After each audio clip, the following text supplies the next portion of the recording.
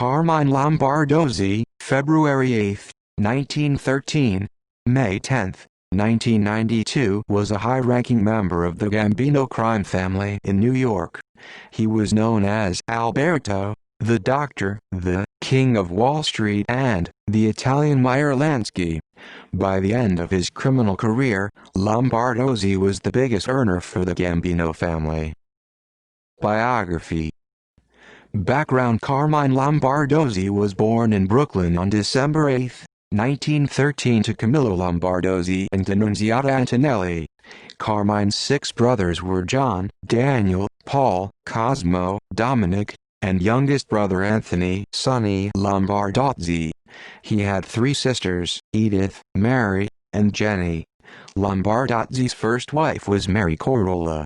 After being married to Corolla for 29 years, Lombardozzi had an affair with the young daughter of Stabato Muro, a pro-Facci mobster. When Muro complained to the family leadership, Lombardozzi was forced to divorce Corolla and marry Muro. He had a stepdaughter, Renee Lombardozzi.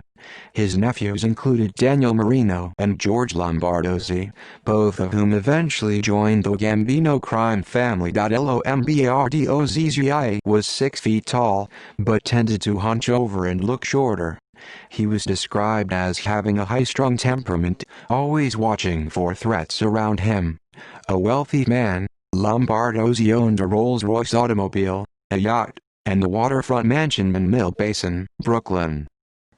Gambino mobster Lombardozzi, though only a caporegime captain, allegedly ran the entire Gambino Shylock and stock market rackets. He was involved in loan sharking and racketeering, and was said to have earned the Gambino crime family a lot of money during his criminal career. Considered a traditional mafiosi, Lombardozzi was described as having a brilliant mind for numbers. In November 1957, New Genovese crime family boss Vito Genovese called a meeting of high-ranking Cosa Nostra figures at the farm home of mobster Joseph Barbera in Apalachin, New York. Lombardozzi attended the meeting. According to some sources, Lombardozzi was in serious trouble with Cosa Nostra leaders over mishandling of funds. They privately discussed murdering him, but old friend Joseph Profacci, boss of the Profacci crime family, dissuaded them. Soon after the meeting started, New York State troopers raided the farm and arrested dozens of mobsters, including Lombardozzi. When questioned by law enforcement, Lombardozzi said he had come to Apalachin to go hunting. When asked why he didn't have any hunting equipment, Lombardozzi said he was planning to buy it there. For failing to cooperate in the investigation of the infamous Apalachin meeting, Lombardozzi spent 14 months in prison. On November 30, 1964, Lombardozzi was sentenced to 30 days in jail for contempt of court. Lombardozzi had repeatedly dodged questions about a jewelry scam committed by his brother. In 1963, Daniel Marino and other Gambino associates assaulted a Federal Bureau of Investigation (FBI) agent at the funeral of Lombardozzi's father. Although Lombardozzi was not involved in the attack, the family leadership blamed him for his nephew's poor judgment. On August 27, 1965, Lombardozzi was arrested for assaulting a police officer. Police had tried to arrest him in a Brooklyn restaurant, but Lombardozzi punched a detective in the face, starting a brawl that involved a female companion and several bystanders. On March 18, 1969, Lombardozzi was sentenced to 1 year in prison on contempt charges for refusing to discuss mob involvement with legitimate businesses before a grand jury. While serving this prison sentence, doctors were forced to remove one of Lombardozzi's kidneys due to cancer. On June 12, 1970, Lombardozzi was sentenced to 2 years in prison for conspiring to cash $50,000 in stolen brokerage checks. 3 months after the check-cashing trial, Lombardozzi was back in court facing 2 counts of attempting to defraud the U.S. Internal Revenue Service. The crime involved the illegal cashing of winning tickets from Yonkers Raceway in Yonkers, New York, and what was then Roosevelt Raceway in Westbury, New York. In September 1970, Lombardozzi's co-defendant was found guilty on one of the two charges, but the jury acquitted Lombardozzi on one count and declared themselves unable to reach a verdict on the other. On November 20, 1975, Lombardozzi was indicted on 17 counts of perjury based on his previous grand jury testimony about loan sharking and arson for hire schemes.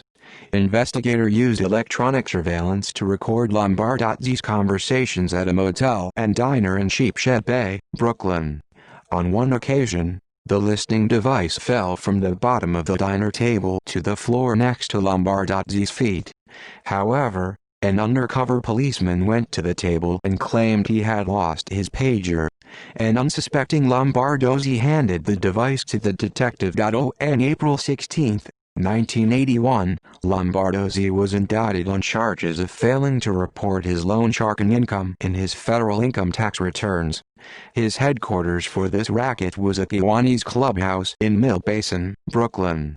He used to meet with Salvatore Stagnato. Lombardozzi and his brother Cosmo were close friends of Mr. Stan, the notorious Serbian criminal Vojislav Stanimirovic responsible for the Vizcaya heist. This connection with the rare non-Italian businessman was Lombardozzi's entry to New York's Diamond District. He was a mentor to the Serbian authorities' son Pavel Stanimirovic. Fruitless recording efforts by the FBI yielded much discussion of activities that weren't illegal. Lombardozzi prized his Rolls-Royce and wine cellar, though not in that order.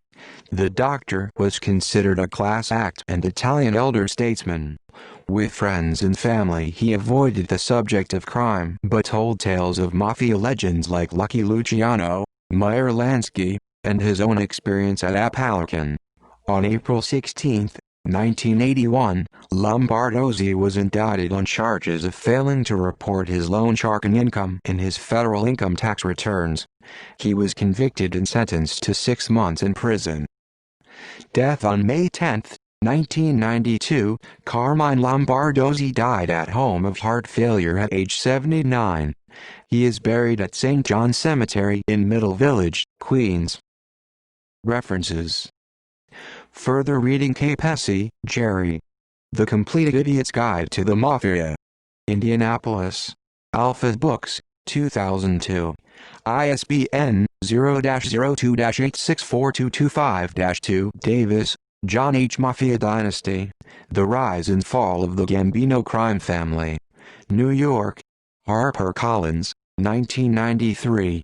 ISBN 0-06-016357-7. Whitney, Jonathan. Vicious Circles. The Mafia in the Marketplace. New York, W. W. Norton, 1979. ISBN 0-393-01188-7. Summers, Anthony. Official and Confidential. The Secret Life of J. Edgar Hoover. New York, G. P. Putnam Sons, 1993. ISBN 0-399-13800-5. Weiss, Gary R. Born to Steal. When the Mafia Hit Wall Street. New York, Warner Books, 2003. ISBN 0-446-61398-3.